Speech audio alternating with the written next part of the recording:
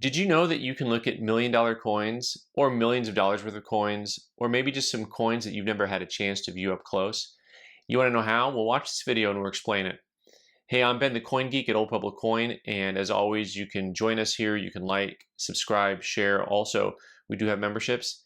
This video, we're going to explore something called lot viewing at any major auction. They actually have lot viewing that's open for the public. You just have to register.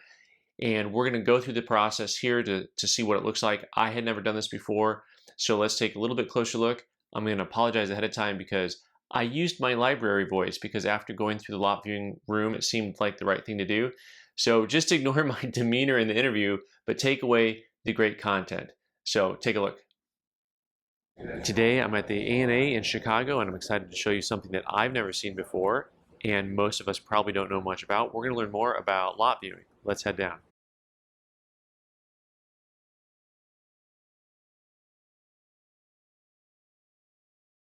I'm with Kevin at Stacks Bowers, and I really appreciate the time today. We're talking about lot viewing. Is that the correct term for it, lot viewing? Yeah, lot viewing. And so on lot viewing, is this something that happens at every auction? So if you have or only bigger auctions? Yeah, so we have 4 major auctions for US coins throughout the year, and additional auctions for world coins. And so for all those major live auctions, we'll have lot viewing either at our offices, at our headquarters in California, or at the show that is associated with the auction. So we're here at the ANA show, and the auction isn't being held here this week, it's being held next week in our California offices, but lot viewing is happening here at the show. You read my notes here because I was going to ask you about whether or not this, I saw the auction date, and clearly the show ends tomorrow, but it looks like the auction date's next week. Yeah. So we'll get into some of the logistics in a minute, but first I want to talk about when it comes to actually people viewing lots. Now I was watching the floor yesterday, and there's a ton of people here, and I thought, I bet you 90% of these people or more have never even considered going to lot viewing. Yeah. Is it a closed family, or can anyone come in, or how does that work? Yeah, no, it's a good thing to talk about because, yeah, a lot of people aren't even aware of it. The lot viewing rooms are usually separate from the bourse, and it kind of seems to a lot of new bidders, beginning collectors, that it's a sort of VIP room that only certain people are allowed to go in. But any registered bidder can come over and find the lot viewing room and sit down and look at coins, however many they want to. So it's a free thing we offer to any registered bidder, and it's a great opportunity to see coins in hand, and that's the best way to learn how to grade and to figure out what your personal tastes are, and as good as see some really rare coins. See some rare coins that you wouldn't really get to see anywhere else. So, that your local coin shop might not have. Even if you go to a local coin show, if you're going to something with 30 tables or 50 tables, you might not get a chance to see a Stella, a nice $4 gold piece or something like that.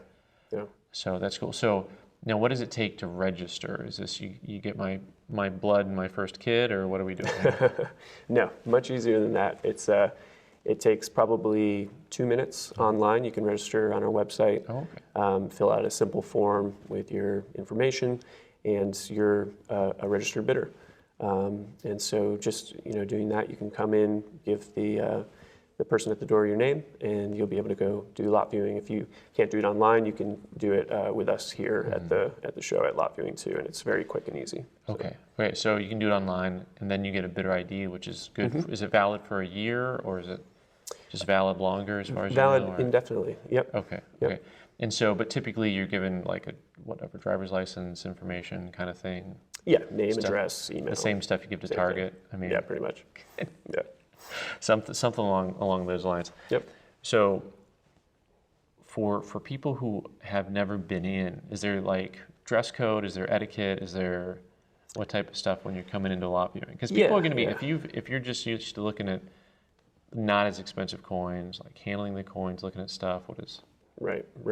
No, I can demystify that. I mean, yeah, it can be intimidating coming in and looking in a lot viewing room for the first time. You see a lot of guys in suits like this, a lot of dealers that come and view lots. But It's open to anybody, no dress code, no fancy etiquette rules or whatever. Kids can come in and look at lots. It's generally a very quiet place because people are all focused looking at coins, but we're not going to throw you out if you're talking to somebody next to you about the coins or whatever. So it's very easy. Anybody's welcome, and it's a great thing to do. So when people come in, now typically, the typical person, I think, like you said, you have a lot of dealers who come in, people who obviously are bidding on more expensive coins generally. Do people often come in and look at a lot of coins, or come and look at one, or spend all day, or what's the feel like? All over the place, yeah. There'll be dealers who spend most of the day here looking at coins, and some people that come in for a minute to look at a single coin. So we have lots of attendants that are ready to help everybody, so you can spend as little or as much time looking at whatever coins you wanted to see. You don't have to feel rushed or anything. You can take your time. Yep. Well, the doors are open a pretty long time. I mean, the shows are open for 8 hours or longer usually. So so now you come in and you've registered, you get a catalog, and then you can go through the catalog, and then you sit down at a table, and then someone will come up and help you, and they'll ask which lots you're interested in. Correct. Yep. So they bring out one lot at a time, or how does that work? So the lots are, we have them in boxes with 20 or 30 lots per box. So in numerical order kind of thing? Yep. Okay. So you pick out the range of lots that you want to look at, a particular series or a single coin, and the lot viewing attendant will go find that box and bring the whole box. If you wanted to look at some other coins in there too, you can do that. So with lot viewing, do you guys bring every item that's in an auction? Is there anything that's left behind, or does that never happen? Or no, typically it's most everything. The only exceptions would be really large like lots. fractional shields and something like that's a pretty important item. We tried to bring that, of course. Okay. But so big items that are expensive can make it. But we would try to. Yeah. If you guys are doing something that is heavier, do you bring books and stuff? I know because sometimes books get auctioned off, or right. We don't sell much in the way of books. We've sold a few libraries in the past. I'm still in the paper area in my mind, so you're looking at like the Intaglio books, or the American Banknote Company books. Yeah. The what's the name of the books that are doing the counterfeit books, counterfeit detection guide books? The Heath counterfeit detectors. Yes. Those sometimes I see popping up in auctions and stuff. Yep. But don't do books a lot, so it's like not likely to bring them with you anyway. Right. Although some of the books we've handled are pretty valuable and important things. We try to bring those. I think the only things we wouldn't bring are like super heavy bulk lots of low value things. That really don't need to be transported around for people to see in person. Yeah. Bulk lots generally are not as. I'm setting up at a show. I understand not bringing bulk lots. I'm amazed at the guys that's how they travel with the bulk lots. I know. I'm really amazed at the amount of work that goes into this. Of course, you've got the detailed work, which is great. You got the people keeping track of, registrants and who comes in. But then to transport all the coins, it's a lot of work. And I know that you're not the logistics guy, so I can't ask you logistics. Right. But basically, especially when you're not doing the show, of course, the coins all come here. They all go back to the head office, right? Yep. And then you got people handling them all day long, showing them. Yep. So what I'm getting at is just generally speaking, I hear a lot of collectors when they look at auctions and they say, man, it's expensive to sell a coin. It's because there's lots of hands involved. There's lots of labor. Lots of people involved, yeah. And that's generally when you're dealing with almost anything, there's a lot of labor involved. Yeah. We have dozens of people here, great team of people involved with every part of the process. It's pretty involved, and lots of checking coins in, checking coins out, packing up, unpacking, and it's very labor intensive. For sure. Yeah, absolutely. And then plus, of course, you have secured everything, which is important, because if someone wants to include their coins in one of your auctions, it's like you got to make sure everything is super secure, super to the point, and it's really quite impressive, I think, because generally when people think of auctions, they think of, okay, I can log on, to your website. I can look at some coins, and that's like the extent of how people view it. And that's a lot of labor just putting all those coins on the website, Sure. let alone physically moving around. Yep. Yeah, do you ever get to do any auctioning yourself? No, I don't. You don't get to. I don't do the calling. That's one thing I don't do. You get special training for that, right? Yeah. You got to get certified. Oh yeah. In most states, yeah, I think you get you certified. get a license. Yep. Oh man. So. I don't know if I think I might like doing that a little too much. I don't know. Yeah. Maybe I'll start doing that at my shop. I'll just start. Yeah, do it. Just maybe I don't want to get five. Something like that. Good. Yeah. Well, I don't know what I said though. That's the only problem. I don't think they do either. I don't know if they need to. So. Yeah.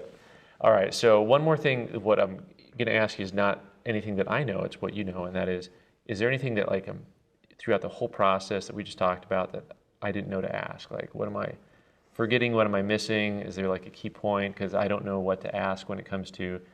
We just walked through what lot viewing looks like. The room was really cool. Very neat opportunity for collectors. If you're going to a big show, stop on in. Is there anything you can think of that like, hey, you should talk about this or mention this? I mean, that's the thing. It's really simple, and everybody is more than welcome. So, we covered the basics. I think maybe the only other thing is it's good to prepare a little bit ahead of time in terms of which lots you want to see. Right. Because in this auction we have 12,000 lots, I think. So you don't want to hold up the line, right? Yeah. So let me thumb through it right now. Right. If you come into the room, you'll see 6 different catalogs laid out that are all about this thick. So for someone who wants to do auction prep, basically, which is what you're recommending, do you recommend that they, if they can physically be at a show, get the catalogs the first day of the show and go through them and then come to lot viewing later? If they're unable to get to the show early, can they order catalogs, or should they just try to find stuff online, or what's? Probably looking online would be quickest and easiest. Yeah. We try to get all of the lots up online at least a month or so before the sale, so people will have plenty of time to check them out online ahead of time and make lists, and you can subscribe for print catalogs too, but they go online before they get mailed out. So. Right. Do you guys do lot viewing also at the home office? We do. Yep. Okay. So like for this auction, will it be more lot viewing? These all are going to go back to California and lot viewing, or is the sale in California? Is that right? Sale's going to be in California, yeah. So all the lots will go back there after this show. But before they came out here, there was lot viewing for a week in our California office, and then we transported them over to New York for lot viewing in our New York gallery. So yeah, if you can't make it to whatever show the auction is being held at, in conjunction with, if you're on the East or West Coast, you can make a trip into the California or New York offices and look at them there. Or come to Chicago in the center and look at them here. It's like all your bases are covered. That's right. That's right.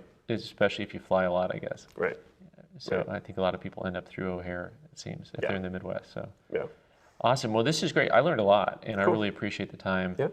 And look forward to doing some lot viewing of my own, because I've never gone to lot viewing. Thanks for having me, and I appreciate your time. Absolutely, Ben. Yeah. And thanks we'll look forward to, hopefully I'll see you at some more shows. All right. Sounds good. Thanks. All right, guys. What do you think about lot viewing? Have you ever done it? Have you never done it? Is there anything that we didn't cover in this video that you would like more information about? Go ahead and leave your comments in the box below. Thanks so much for watching. I'm Ben the Coin Geek. You can subscribe by clicking on the owl button and watch more videos on the right side of the screen. Thanks.